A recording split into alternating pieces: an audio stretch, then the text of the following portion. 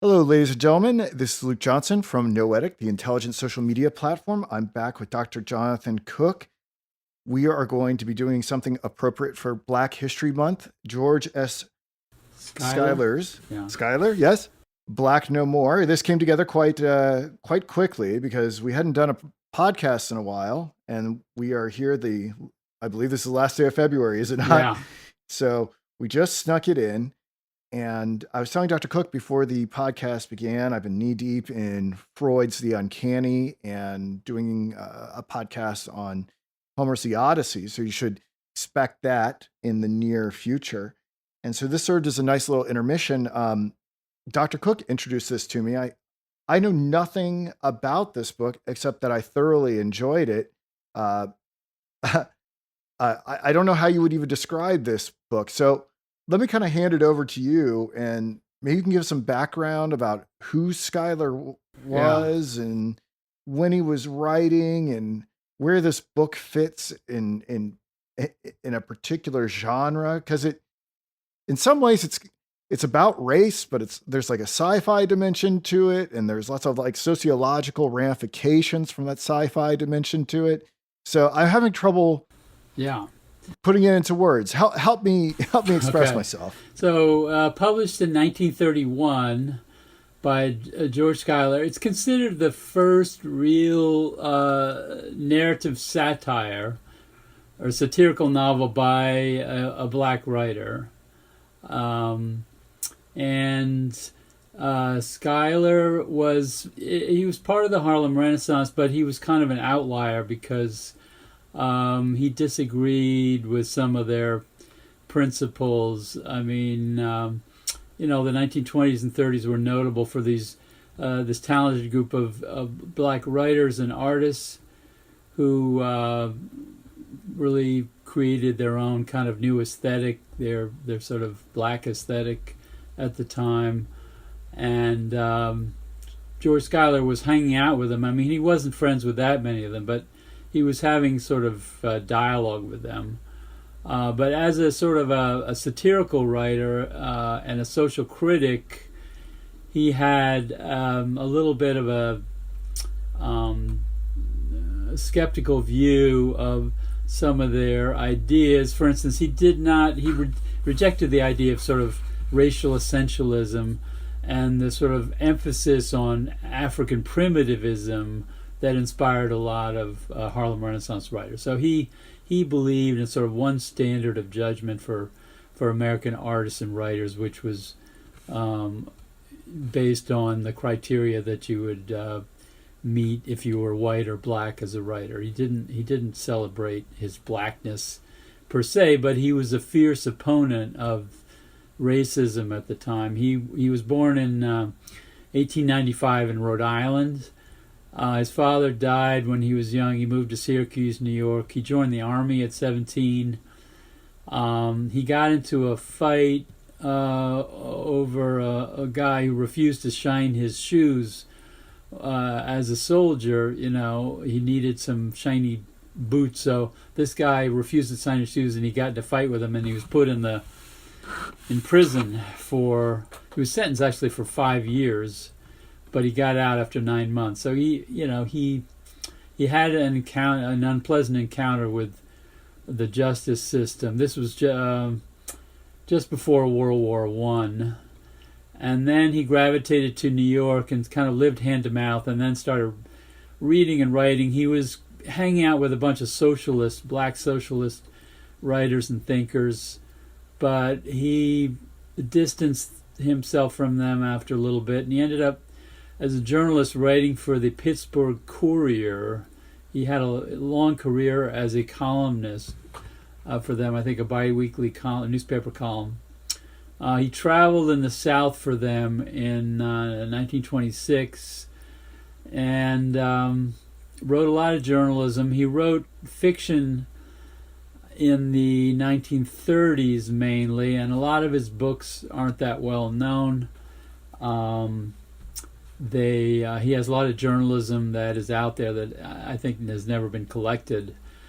But I think he's considered to be, one of the more interesting figures of the Harlem Renaissance, not one of the people. You think of James Weldon Johnson, Claude McKay. These are sort of better known names out there.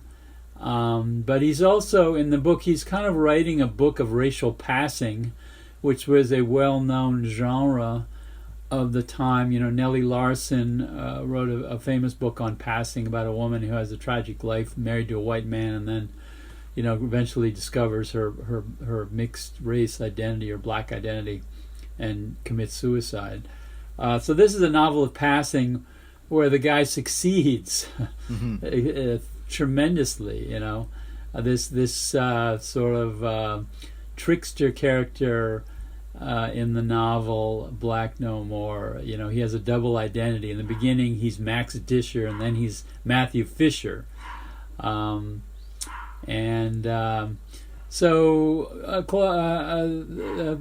Schuyler, a very interesting character. There have been 2 or 3 or 4 books written about him, and certainly worth dipping into.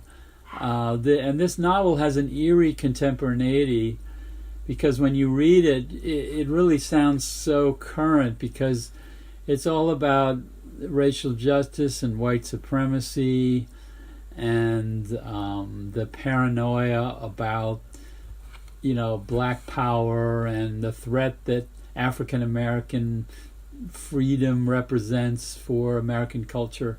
It's very much of the age which was concerned with the decline of whiteness. There are books being written around the First World War about, Spengler wrote The Decline of the West, but there were a couple of other writers like Madison Grant, who wrote called The Passing of the White Race, and Lothrop Stoddard, who was the guy that Hitler read, and he wrote The Rising Tide of Color Against White World Supremacy, 1920, and so these champions of white supremacy were on people's minds and being read in the 1920s, when someone like George Schuyler is writing about what it's like to be black, to face this terrible oppression. So it's an entertaining book. It's not that long. It's 180 pages in paperback. So fairly easy to get through, very outspoken in terms of its satirical thrust about the injustices of our racial situation in the U.S. So anyway, it doesn't it doesn't portray, I think, a lot of the on the face disturbing nature of that racial tension until the very end. On. Yeah, The last few pages of the book kind of explode with violence. Right, and it's realize, it's very sobering then. But in general, at least in this, it doesn't layer that on thick initially. Like, the worst you sort of see of it is Max getting spurned by a white woman, right? Right, in the very beginning, there's the rude treatment by the white woman of the black man who wants her to dance, and she's, a unreconstructed Georgian belle who, uses the N-word on him, and he kind of shrivels in pain and frustration. So the whole book is about making up for that social slight, getting revenge. But and he got it, and he got it. I think we should publicize here, the vehicle for how this revenge comes about, right? Yeah. So the magical treatment of changing your skin color, Black No More. The black scientist named Junius Crookman, and by the way, the names are satirical characters, a lot of them Crookman. I got to ask you about Shakespeare Agamemnon Beard. Yeah, he's a caricature of W.E.B. Du Bois, and if you look at pictures of Du Bois, he's got that famous goatee, and he writes in a very fluent, elaborate, sort of almost Elizabethan way. But anyway, so the idea of changing your skin color there was actually a little bit of precedent for it, because there was some ideas in the air that you could actually do this through, and we know today there were skin whiteners. Michael Jackson, famous example of a young man who changed his color pretty much. But it's a kind of H.G. Wellsian scenario. Right. That's what I was thinking too. Yeah, but it's like the time machine, but with skin color. Yeah. Yeah. So that's how I would describe it. Not only do you change your skin, but your features actually change as well. So it has a little bit of, it stretches the bounds of scientific possibility pretty far. But it's plausible when you read about it. It's like this miraculous cure for being black, which is, of course, a way for all of these African Americans to overcome the humiliation of petty insults and denigration and poor treatment. But of course, the satirical scenario means that if all these black people are becoming white, all these black businesses like hair straighteners and skin tone enhancers, all these people are desperately out of business. So it's a completely absurd premise, but it's got a logical satirical message to convey. Well, that's what, as a result of it. And you mentioned that there's this whole economy that goes around whitening up the black man, whether it's through straightening of the hair or it's lightening the skin. But then there's this other alternative history rivulet, right, where people don't really know if they're marrying a black or a white person, right? And so there's an enhanced possibility that they're going to have. This is what they say in the book. I don't know if this is a relevant term today. Mulatto children, yeah. Which raises people. It raises trust issues, infidelity issues, and all these other things. And they have to account for how they then turn those mulatto babies into white children. Right. So they have a secondary process where they can actually change the child's skin color. They have a sub-hospital system where they can change that. But first of all, the parents will find out that somebody had a mixed race. But what I wanted to say, though, is that one of the great things about the book is that he's satirizing not just racial attitudes among whites, but also the black community, satirical foibles in the black community about the fact that, even though all these Harlem Renaissance people are promoting the essence of their blackness and their sublimity of their African American heritage, still you have this massive market for hair straighteners and skin tone enhancers. So, there's this sort of subtext like this, and you can understand it, this aspect of the black community that wants to sort of transcend their own blackness to fit in with the whites' dominant culture, even though they want to champion their soul of the African blackness. And it's totally understandable. They're a minority. They want to fit in.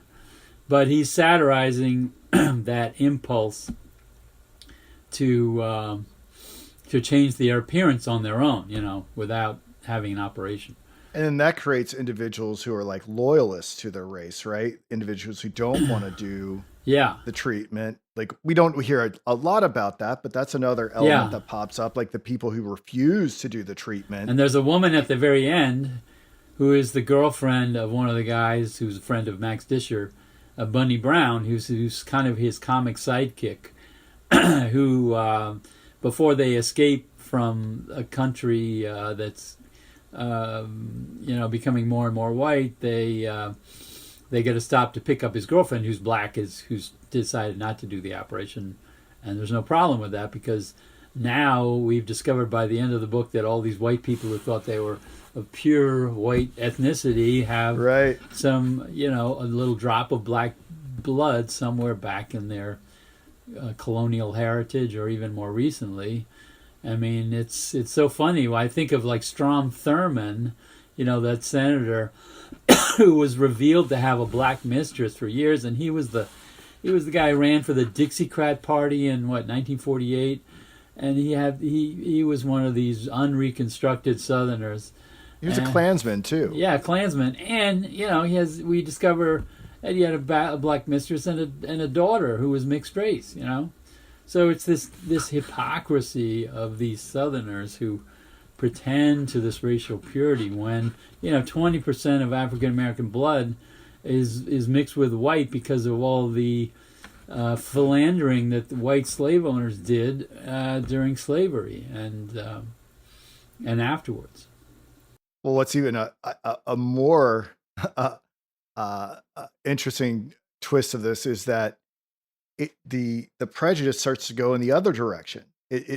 We find, I don't want to spoil things too much, and maybe I shouldn't say this, but as more people get wise to the treatment, the innovator of the device that is transforming blacks into whites tries to make money off of that suspicion by coming out with a paper, right? Was it him that came out with this paper, or was it someone else? I might be confused. That it actually turns them to white, and you can start to identify. Right. Yeah, exactly. Yeah. You can start to identify. He's the Surgeon General, and he comes out with the idea that, now it's fashionable to be a little darker because if you're too white, it means you had the operation and you're black to begin with. Right. So there's this drive. Ultimately, we have this pushback against whiteness into darker tones. Right. So the whole thing gets turned on its head as it goes along, which is this great sense of irony and why I enjoyed it so much. Yeah, because we all we have tanning salons and skin toners, and white people want to be more tan because they look unhealthy if they're too white.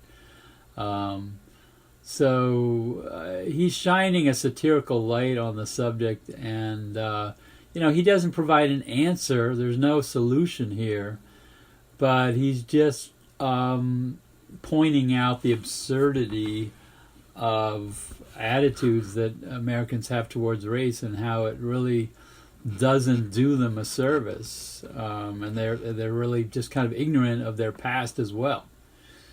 There's just a sort of tribal mentality amongst the whites, particularly in the South when he goes down there. Right. So, but didn't you love the Knights of Nordica, that organization? I mean, it's a caricature of the Klan, of course. Right.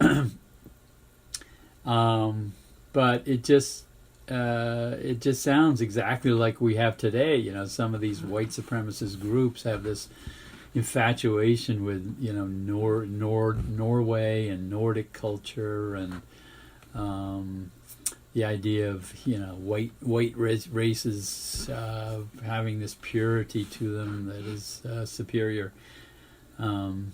Well, I think I enjoyed the Knights of Nordica a bit because if memory serves me correctly, doesn't the Knights of Nordica, don't they get infiltrated by former Negroes, right? Yeah. So they actually have Black No More individuals within the organization. And I don't know if you'll remember this, but Dave Chappelle, during the Chappelle show, he had a skit where they had this blind, Dave Chappelle played this blind black man who was also a racist. And he was a very powerful figure in the Klan movement. And no one wanted to tell him that he was black.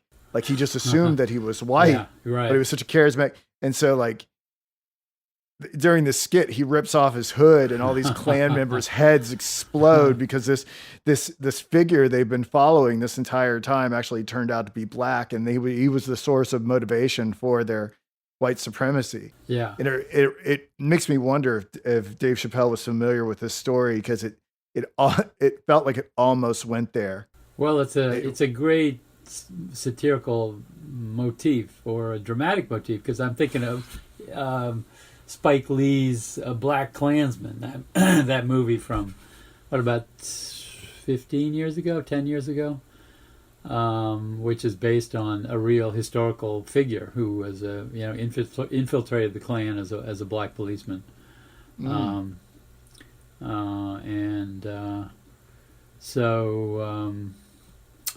Anyway, so the Knights of Nordica And the politics of it is fascinating too, because they have that presidential election of 1936, and all this, of course, it's futuristic because the book was published in 1931, and the narrative goes from 1933 to 40. So we're dealing with future projections, because when they're talking about the president, he's a Republican in 1933 through 1936, and then up to 1940, President Goosey, who was kind of he doesn't really have a personality, but I think he's kind of a Coolidge or Hoover figure.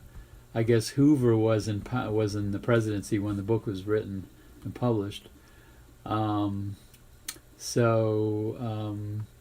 It's all sort of future projection of its political scenario, but the election of 1936, of course, has nothing to do with the real election at the time of Roosevelt.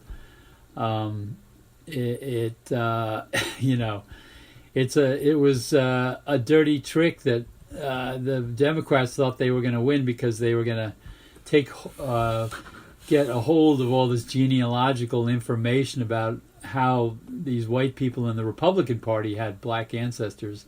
But it turns out that the research was stolen by the Republicans, which is something very plausible. Stealing the other political parties' secrets. It makes me think of something Richard Nixon might have authorized. So they steal the secrets that this white supremacist guy, Arthur Snodcraft, who's the head of the association that is promoting white supremacy amongst the Anglo-Saxon Association, and his scientific researcher has the great name Samuel Buggery, right? Buggery with an IE on the end. Their research is stolen, so that the Republicans get the data, and they and they release it, and that makes the Democratic candidate, who's the head of the Knights of Nordica, Henry Givens, Reverend Henry Givens, to be exposed to and to flee, but it actually saves Matthew Fisher's life, because he was about to flee his wife, who's the daughter of Henry Givens, Helen. She's about to have a child, and he's terrified it's going to be mixed race, and he's going to have to, either confess or run away. But it turns out, when they reveal the news that Henry Givens has some black ancestry, Helen thinks that it came from her father, this mixed race baby. So Matthew Fisher, Max Disher, is let off the hook. That's kind of one of the last satirical twists of the book, which has many, many at the very end. It certainly does. We should talk a little bit more about Max and Matthew. Yeah. I blew through the book pretty quickly, so I didn't give a lot of time to thinking about about whether or not he was a race traitor. Well, he was, but he's like a trickster. Let me see. I'm just asking the question. I don't know. Yeah. I mean, do we have these duties to be part of demographic groups? Like, I don't know. Well, he's sick of being discriminated against, so he gets the white girl, and she's beautiful, and he's accepted for his racial identity in the end. I mean, he kind of. So do you condemn him for doing it? Well, he's not a hero. He's an anti-hero, and he's a cynical exploiter. But on the other hand, he's living the American dream. I mean, he's a sort of Horatio Alger who, works his way up through the system by, he does a horrendous thing by supporting the Knights of Nordica. He's kind of their promoter, lecturer, whatever. Sure. But he's getting his revenge by doing that, and all his fellow African Americans are also becoming white because they're in the same boat as he is. So he's an anti-hero, and he's a trickster character. So you can't. He's really amoral. You can't really judge him as a scoundrel. You can't say he's a great role model either. But we admire his cleverness because he's a picaresque character because he's living on the margins of society, so to speak. I mean, he's not a poor man like in the classic picaresque tradition, but he's making his way up from the margins of society and succeeding through exploiting the weaknesses of his oppressors. So, he's not a heroic, admirable guy, but he's someone that we sort of secretly admire. Yeah, I can't say I had strong feelings about him one way or the other. I didn't expect him to be a heroic or a villainous figure. For me, he was just kind of like a guy doing what he thought he had to do to get what he wanted, which was Helen. And, he's a satirical protagonist. He's really just sort of a functional figure to create the satirical structure, have it develop in a certain way. Now, we've talked about a number of the individuals in this book so far. I mentioned Shakespeare, Agamemnon, Beard. Yeah. I find, by the way, I know you're not going to like this, I find that name very interesting because at one point he says, he doesn't include the Agamemnon. He says just Shakespeare, a Beard. And I was like, ooh, that's pretty on the nose. I wonder if Schuyler's trying to say something here. The Agamemnon, I think he was like a leader of his people. Agamemnon led the Trojans in the war, so it's like he's the great black leader leading his countrymen to racial justice. But supposedly, W.E.B. Du Bois, he enjoyed the caricature. He didn't take offense at it. But it is very, if you read about Du Bois, it is totally on target about him, and I mean exaggerated. That's one of the features of satire. Everything is exaggerated. So who else is in in this satire? Santop Licorice. He's sort of this back to Africa movement. Well, that was Marcus Garvey. Okay. And the interesting thing is that George Schuyler, he associated with these people, and in the beginning he kind of identified with them, and then he sort of got a little bit disillusioned and distant. So Marcus Garvey, it's kind of easy to caricature him because he was sort of a con man and a great prophet for the return to Africa, who was, I think he was convicted of I forget what his criminal history was, but anyway, he is Santop Licorice, who's just sort of a token fool. But some of the head of the Henry Gibbons supposedly is, I mean, these are kind of rough correlations. The head of the Klan at the time, there's a correspondence there. There's a guy named John Powell who was a big Anglo-Saxon racial hierarchy promoter, who corresponds to this Arthur Snodcraft character. So in the caricature of the black leaders, they're definitely, most of them are based on people that Schuyler knew.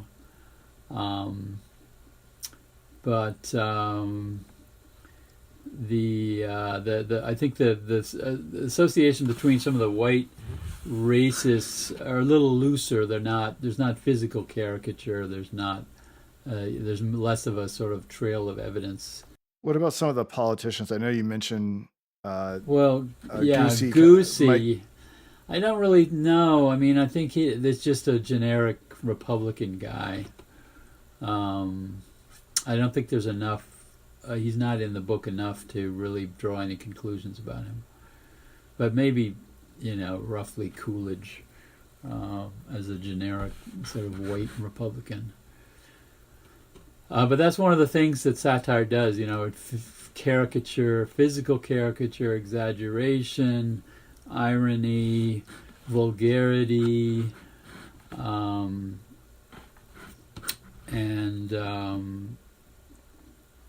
ridicule, wit. Particularly at the end, though, it gets really kind of brutal.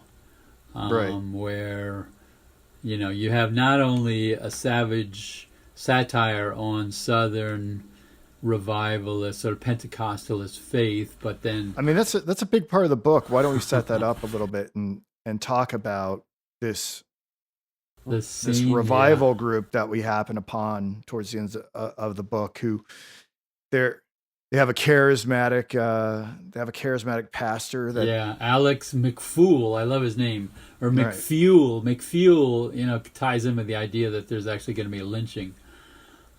He's looking for a sign from God, and lo and behold, two people show up who are the candidates for the lynching. But well, it's totally bizarre. He's looking for a sign from God, and I guess a bat flies. And he interprets this as like some sort of angelic messenger that they're supposed to like have a black man to sacrifice. Yeah. Now, I'm trying to understand the religious tenor of this group, why they were so fixated. Well, he wants to prove that his this little kind of splinter church is better than the Methodists and the Baptists and the other. So he's in competition with the local Protestant denominations, and he wants to impress people. And the way he's going to do that is to get everyone all excited about this divine dispensation of a lynching event, which was endemic at the time. In the 1920s were horrendous for lynching in America. I don't know if he based it on any particular episode. I mean, obviously it's too crazy in terms of who they're lynching to be anything realistic, but he traveled in the South in the mid-20s, so I'm sure he heard a lot about lynching as a political reporter at the time.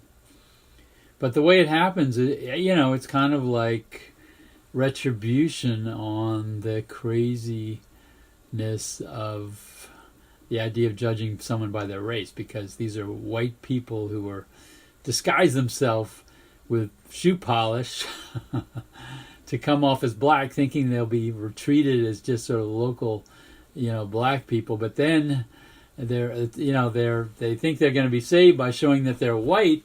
But then it turns out they're really shown to be black because the newspaper breaks the news that all these Democrats running, and he's running for vice president along with Henry Gibbons, that he has this taint of black blood, so he is a candidate for lynching. And there's a couple of paragraphs that are pretty brutal, but very true to what happens in a lynching. Mutilation, burning, shooting, just destroying the body of a human being. I have to say, if you read about Schuyler, he was very anti-religious. He saw, the hypocrisy of Southern religion as, and the racism of the South being totally contrary to what Christianity was all about. So he was not at all, an adherent to Christian faith. I haven't dug into it too much, but I don't know how much Southern Christianity was completely preoccupied with racial issues. I mean, well, I wouldn't say this is any way reflective of the church. I just think it's deep Southern communities who went to church would also engage in these barbaric rites, which were, kind of community building events where they would all take pictures next to the hanging corpse, and they would take souvenirs of the bones of the corpse, and it was just sort of barbaric anthropological identification. And in the book, it's the Deep South, it's Mississippi, Happy Hill, Mississippi. So I just think it's a caricature of the worst of Southern culture, where he's just tying in his anti-religious bias with the barbarism of lynching.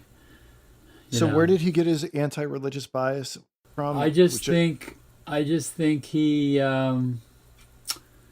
he did not grow. He lost his father, his mother. He left home as a teenager.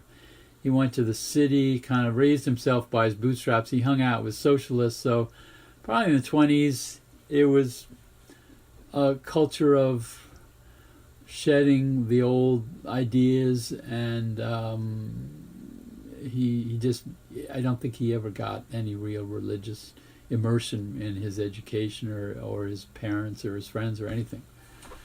I mean, I don't think it was like a big part of his life, but that's just, he was not, unlike some other people, other black writers, obviously.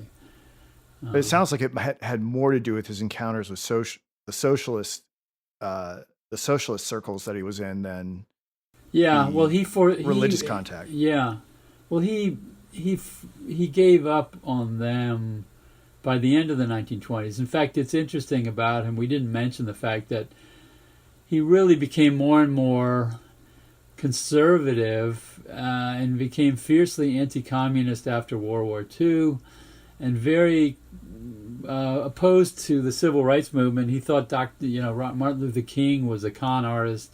He opposed the Civil Rights Act of 1964. He was in favor of Goldwater in the 64 election. So he became and he actually was a member of the John Birch Society. So he became way over on the right wing, and he lost. That's quite a swing from socialism to the John Birch Society. Yeah, it's odd how far to the right he swung. I think he just got more and more anti-communist, just like the rest of many white people in the 40s after World War II.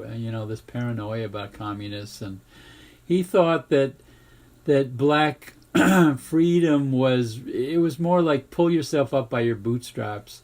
Don't let the government. You shouldn't let the government give you a handout. And he was totally alienated from the black community when he died in 1977. But it's interesting because he actually married a white woman in 1928. He married a Texan, a woman, a writer who was also an heiress. I don't know how much money she brought him, but he had a white wife. He had a mixed race daughter who actually was, at first she was a concert pianist, and then she ended up as a journalist, and she actually died on assignment in Vietnam in the mid 60s.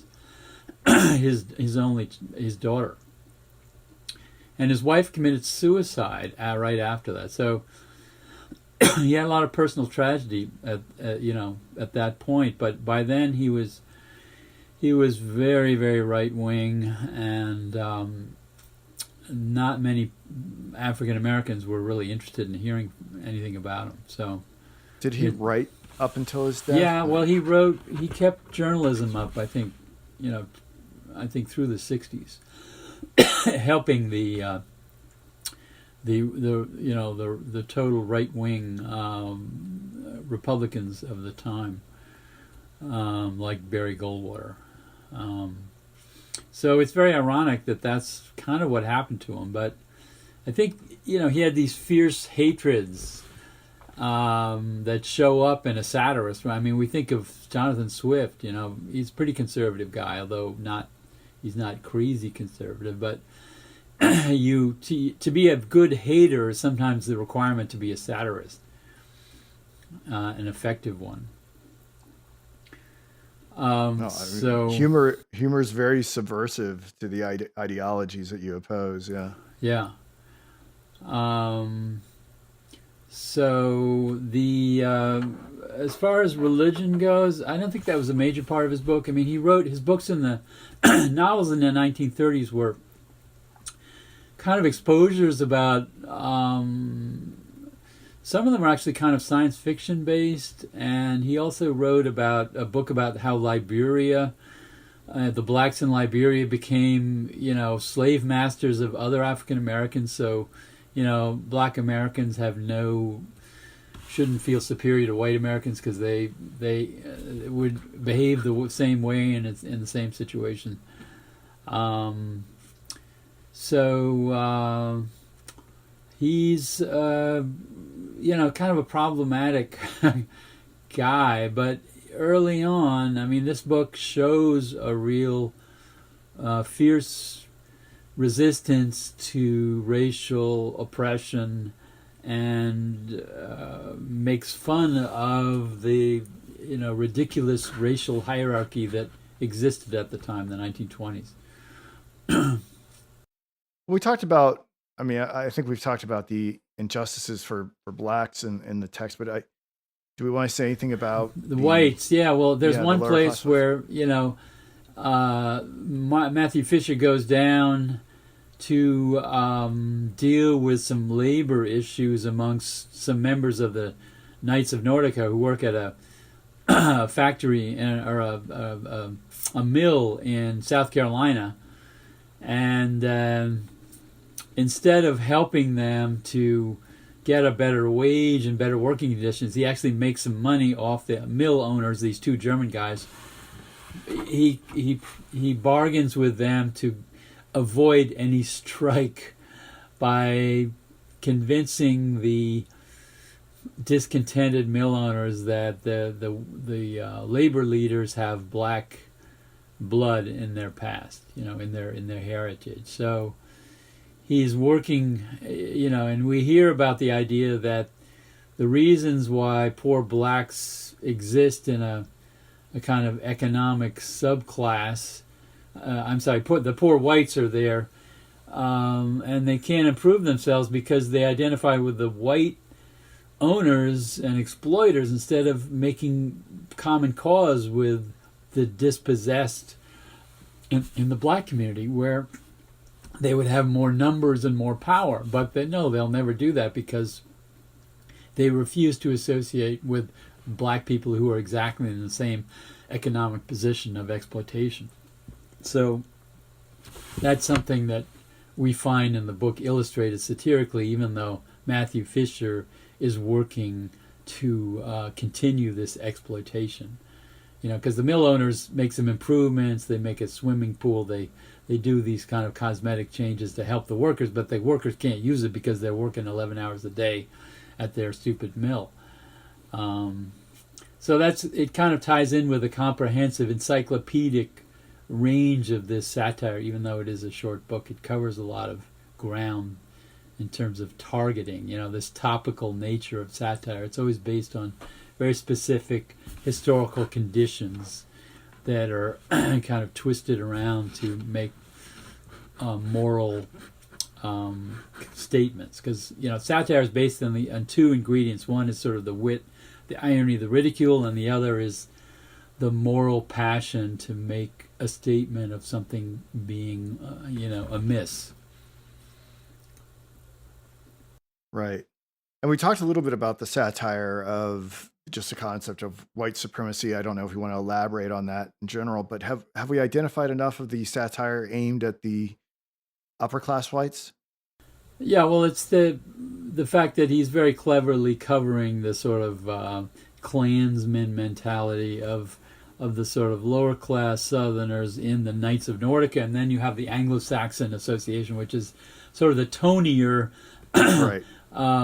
Snobs who don't identify with the lower class whites, but they are concerned with the purity of their racial identity. So this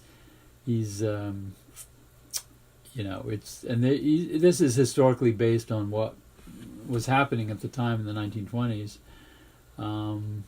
with the sort of snobby side of the racism. With something like Lothrop Stoddard, who was from a well-positioned family in Massachusetts, and he got a PhD from Harvard in history, and he wrote this book on the decline of white supremacy in the world that Hitler enjoyed and learned from. And he was actually a member of the Klan as well. even though he represented sort of the upper class disdain for lower class blacks. So what strikes me about this book too is just how much it resonates today, where there's so on the internet. I mean, there's so much of a resurgence of these insane ideas about white supremacy, and it's happening in Europe as well. I mean, these manifestos of people going out and shooting, Dylan Rule, the guy who shot up the parishioners of the church in Charleston. And his manifesto goes around the internet and inspires someone else, and the guy in New Zealand, and they film themselves performing their acts of savagery, killing Muslims, killing black people. I mean, it's totally insane, except it's been empowered by the internet. And there's a huge, community out there, and their, websites and meeting places. There's a whole literature now you can read about this. I just read a book called Culture Warlords about a Jewish woman who is a culture warrior online. She pretends to be white supremacist and interacts with these people in these message boards and comes up with these amazing stories about these people, these white men who are just, they're just filled with hatred. They only live to kill people of a different race. It's just sickening. And this is in the world in 2021. It's just bizarre. And it's in Europe, all over Europe as well. So this book is timely in that sense, because all these modern racists, I mean, they have no idea of history. They have no idea about the mixtures of races that created the white race. They have no idea about the fact that the white race came from Africans who came up from Africa, how many 100,000 years ago, 80,000 years ago. We're all descended of a few savannah dwellers from West Africa, Central West Africa. And you'd never guess that these people know nothing about history, anthropology, whatever. Anyway, I'm ranting on about this because I've been reading about it. No, you're passionate about the subject, and I believe I've heard about this book as well. Yeah. I think you're the first person I've talked to. Talia Lavin is her book. It's a very disturbing, very interesting book, but there are a whole bunch of other ones out there now.